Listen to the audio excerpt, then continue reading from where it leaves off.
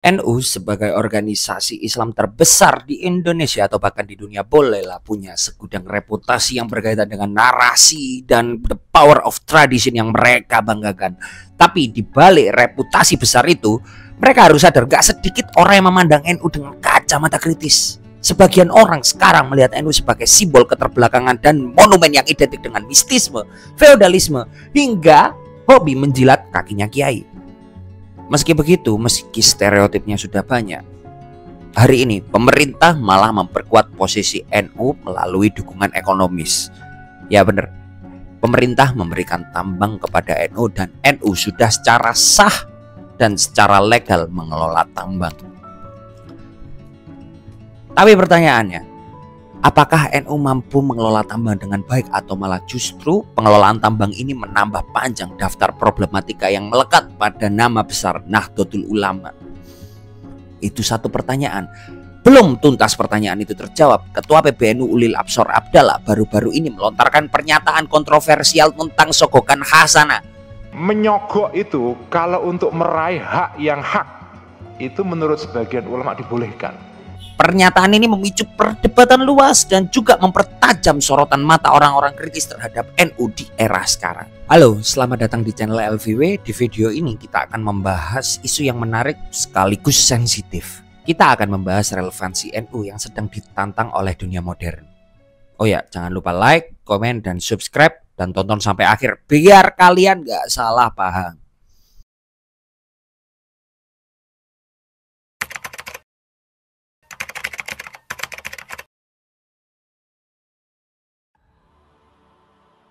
Nahdlatul Ulama secara kebahasaan artinya kebangkitan para ulama.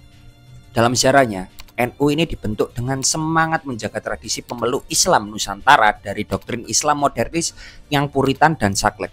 Doktrin ini pada saat itu muncul di Arab Saudi.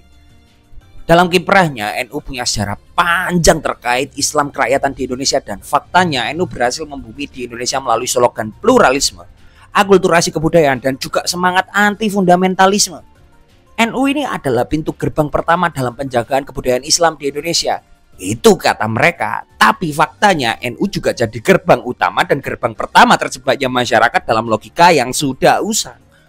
Karena apa? Karena kiai sebagai patron dari NU seringkali lupa kalau dunia itu sudah berkembang dan rasio manusia itu sudah berubah ke arah yang lebih modern. Sebelum saya menjelaskan argumen saya sebelumnya, mari saya mulai dulu dengan kompromi NU. NU adalah organisasi yang sangat kompromis. Tapi kompromi NU itu sering kali kelewatan.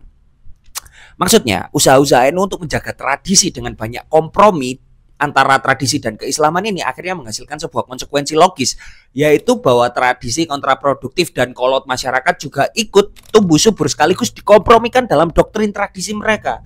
Contohnya itu bisa sangat sederhana, bisa kayak ritual keagamaan. Masih banyak orang NU Nusantara, atau lebih tepatnya NU kelas akar rumput ini yang nggak bisa bedain mana ritus yang syariat dan mana ritus yang hasil akulturasi kebudayaan. Contohnya bisa kayak wirid untuk kanuragan. Nah, ini kan bukan syariat, tapi dasar tradisi dari wirid-wirid kayak gini itu bisa di tracing sampai ke zaman Hindu zaman dahulu. Contoh selanjutnya itu bisa kepercayaan soal logika mistika. Kalau soal logika mistika ini bisa dibilang orang NU yang percaya dengan logika mistika dan orang NU yang rasional itu bandingannya nggak 11-12. Tapi bisa 1 dibandingkan 9. Yang paling parah, NU juga berkompromi dengan budaya feodalisme yang menormalisasi kesenjangan dan patronase. Menjadi seorang NU yang absah berarti kita itu juga harus mengamini bahwa ulama, kiai, pemuka agama, atau bahkan sekelas ustadz adalah orang yang harus dimuliakan. Dimuliakan ini artinya bisa banyak. Ya memang Islam menganjurkan memuliakan ulama. Tapi kalau dalam konteks NU berarti harus dihormati, ditaati, dan dalam level yang lebih tradisional diperlakukan sebagai figur yang nggak boleh digoyang, nggak boleh dibantah, dan semua ucapannya adalah titah.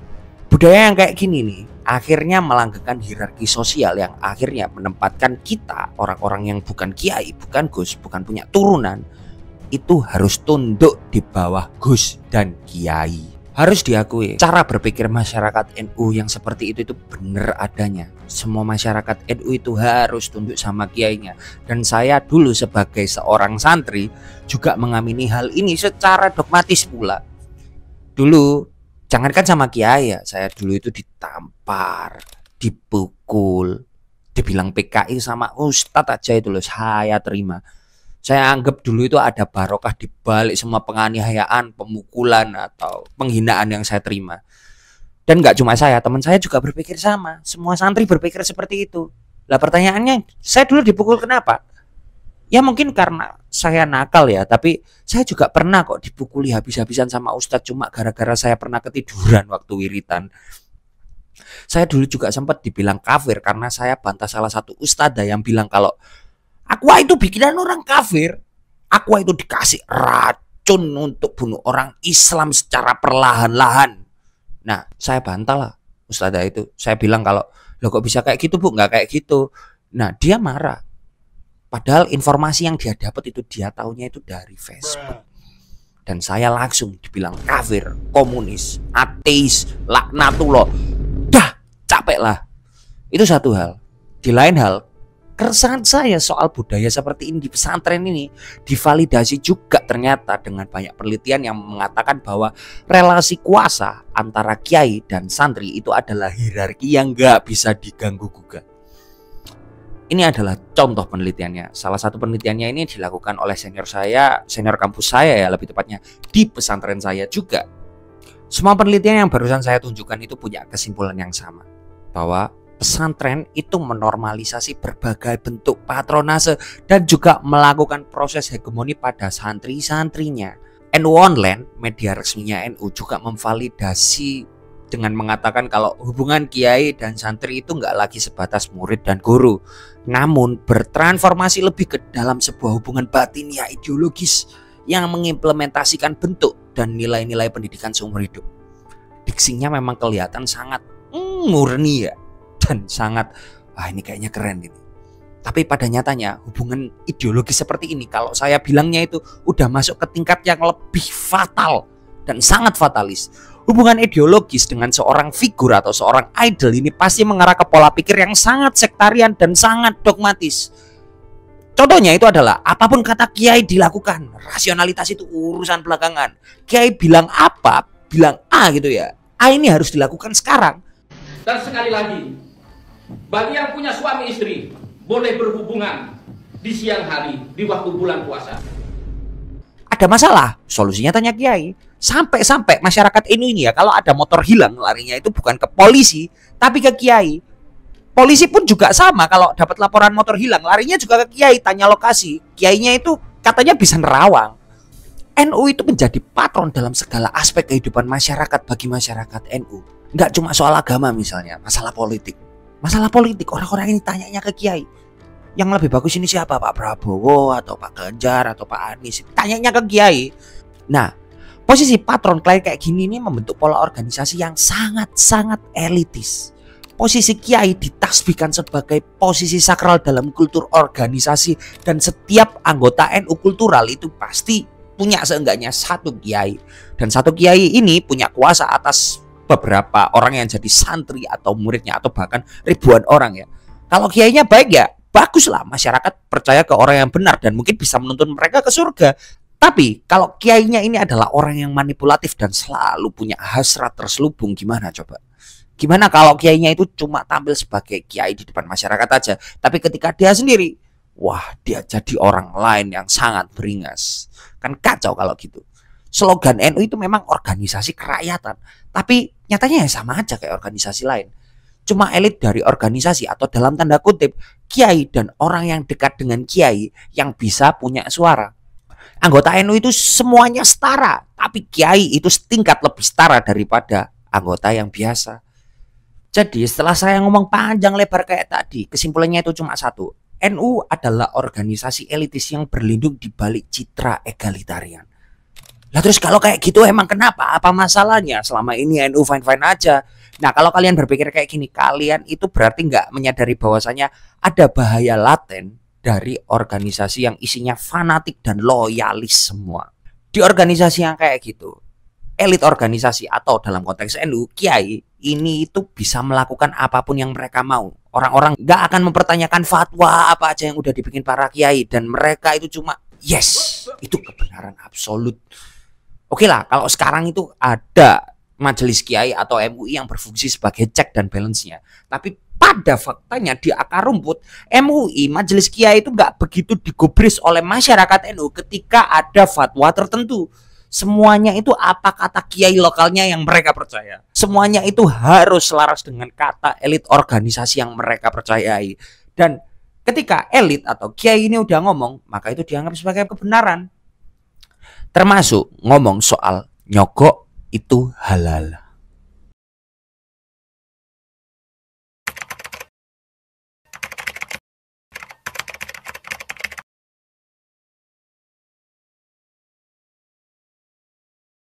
Ngomongin soal sogok menyogok ini sebenarnya sudah bukan hal yang jarang di Indonesia.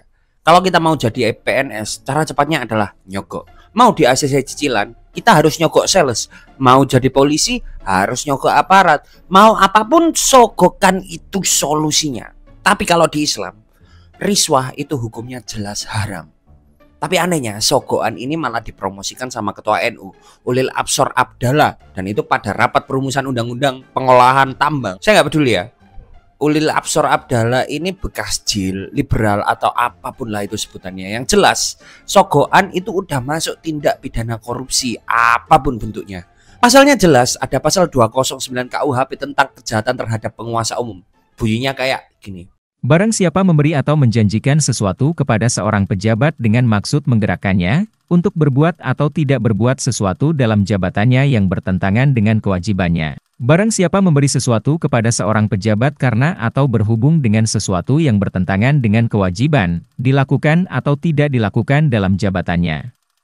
Dan ketua PBNU itu ngomong kayak gitu dengan tenangnya di depan para dewan. Padahal Indonesia hari ini itu lagi darurat suap. Riswah itu diharamkan kalau menyogok sesuatu yang batil itu. Gak lama sebelum si Ulil Absor ini ngomong kayak gini, ada kasus loh. Ibunya Ronald Tanur yang nyuap hakim 3,5 miliar di Surabaya. Pertanyaan saya itu ya, akal budi orang ini itu kemana? Kok bisa dia ngomong kayak gitu tentang kasus suap yang jadi masalah vulgar di Indonesia? Dan ngomongnya dengan tenang pula. Ya jangan ngomong-ngomong KPK, kalau nggak salah ngomongnya kayak gitu. Akhirnya saya boleh dong ya mikir kalau jangan-jangan dia ini jadi ketua PBN itu juga nyogok. Dan pertanyaannya, apakah senormal itu sogokan di NU sampai ketuanya bisa ngomong sogokan hasanah itu boleh dengan entengnya?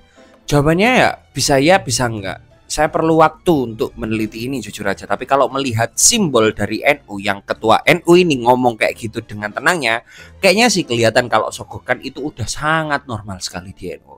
Oke lah, ketua NU ini bilang kalau sogokan untuk meraih hak itu diperbolehkan. Tapi apakah NU ini berhak atas tambang secara ansihnya NU? Boleh aja kan mereka dapat hak dari pemerintah.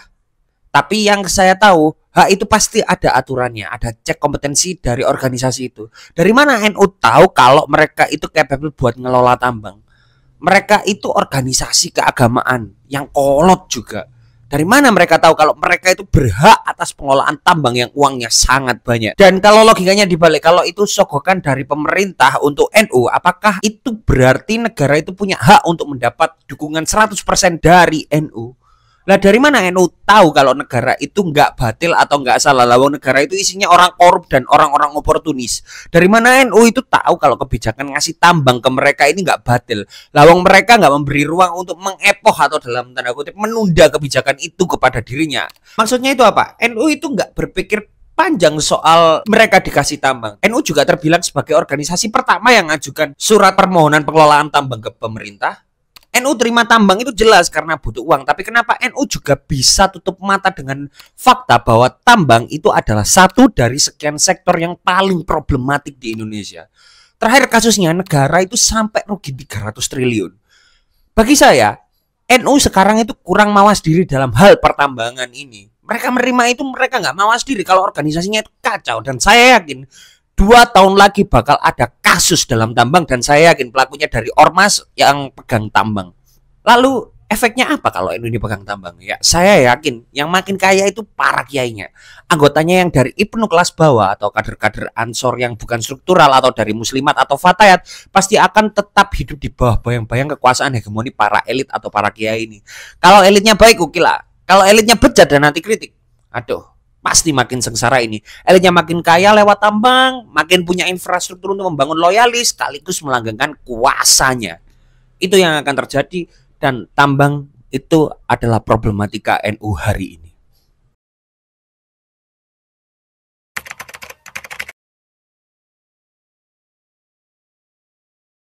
Bagi saya, untuk negara Indonesia, institusi atau instansi yang baik itu adalah instansi atau institusi yang nggak ragus, fokus ke satu bidang aja. Kalau dia itu institusi agama, ya fokus ke agama aja, nggak usah ke yang lain-lainnya kayak ngurusi politik, negara, atau hal-hal ekonomis dan produksi kayak tambang. Apalagi organisasinya itu udah punya problematikanya sendiri yang mereka sendiri nggak bisa selesaikan.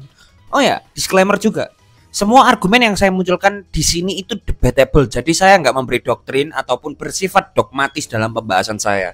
Saya sudah berusaha agar argumen saya ini masih punya ruang untuk dikritik dan bisa difalsifikasi.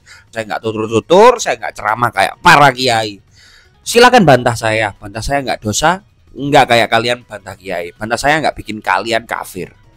Tapi kalau Anda mengkafirkan saya, Anda baru saja mengkafirkan seorang NU yang pingin organisasinya maju dan